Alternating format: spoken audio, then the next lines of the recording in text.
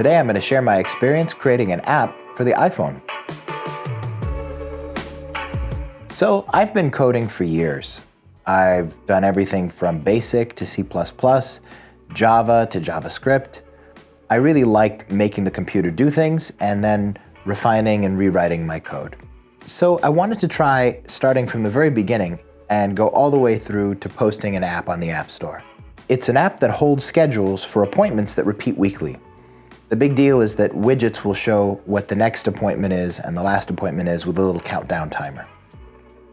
I chose something simple because I wanted to test the language and the overall process of working with the App Store. This isn't the first time I've worked with XCode though.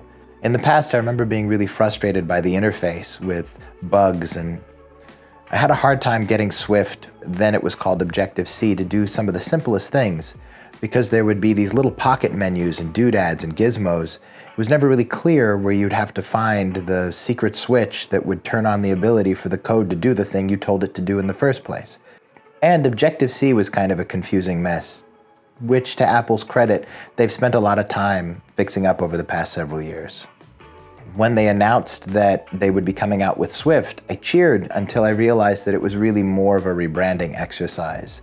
As somebody who loves C and C++, I kept feeling that they took C and they broke it apart in all sorts of ways that then left Objective-C being a lesser version than its predecessor. Even with the improvements that Swift has brought over Objective-C, it still feels like they've taken a language that was designed for a general purpose processor, one that doesn't have to worry about being energy efficient, and they've sort of twisted it and mangled it into something that's designed to work for an ARM-based processor like the M1.